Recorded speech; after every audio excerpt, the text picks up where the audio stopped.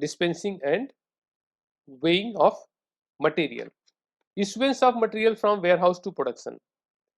Material requests should be on dedicated documents like process order or batch record. Then delivery of dispensed material should be acknowledged by supervisor of production and warehouse and recorded. So request for the material, and when material delivered to the production department, then there should be signed on the document that who has delivered and who has accepted this material.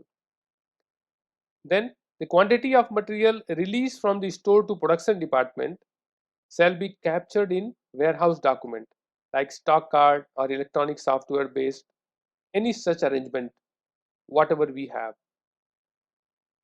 Any material returned from the production department to warehouse shall also be verified for the correct material and quantity and batch number, and it should be recorded before placing back into the main stock.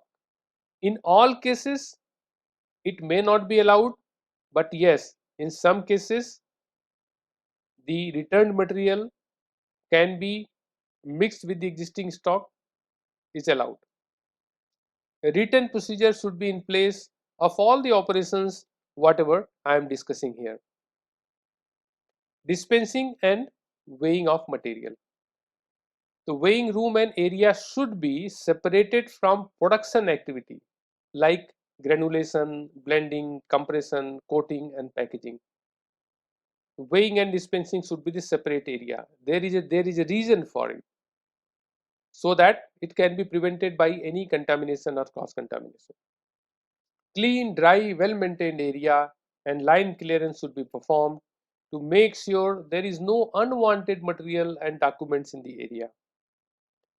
Weighing device utensils should be appropriate range and precision and well calibrated, like we are using the weighing balance, or we are using any scoop, or we are using any other device for the weighing. It should be calibrated and it should be used of appropriately designed, appropriately verified, checked prior to use and documented at logbook. If it is a weighing operation, then in the logbook it should be mentioned that which product for which batch number this weighing operation is going to be performed. And if any device is getting cleaned, then it should be mentioned into the logbook. Clean balances, scoop, pumps, etc., and use of stainless steel utensils, which is highly recommended because it is easy to clean, and stainless steel is not non-reactive, non-adsorptive and non-breakable as well. So it is recommended to use the stainless steel wherever possible. Clean equipment should be well verified by the second person. One person has cleaned and the documented, second person has verified whether it is cleaned and documented, they will sign. So always all critical operations must be verified by second person.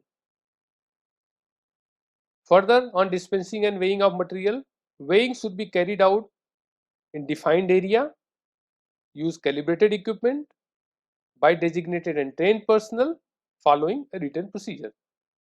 This is summarized. All weighing and measurement carried out should be recorded, independently checked by second person, which I discussed. Material dispensed for each batch shall be kept together and labeled as such. For one batch, there is a 10 different type of material is dispensed. All should be in one place together. Prior to the weighing process, check starting material name, starting material code, check approved label and verify the lot number and other informations like expiry date, retest date. Check temperature, humidity requirement, verify the quantity of starting material or any material to be weighed, use appropriate weighing equipment that is for appropriate capacity and utensils. So these are the preparations before going for the weighing process. During the weighing process, Finish one batch before weighing other batches of same material. Must perform proper cleaning and verification before weighing another type of material. This will help to prevent any mix-up or any contamination or cross-contamination. Weighing same material for different product or batch runs should be avoided to prevent mix-up. Use dust extractor or dust collector in weighing booth during weighing and dispensing operation to prevent the dust which can cause the contamination to the other product. Gather and place all starting material for production in one batch of a product in a same area pallet. Clearly label them with product identification tag. And this is one of the example of the identification tag.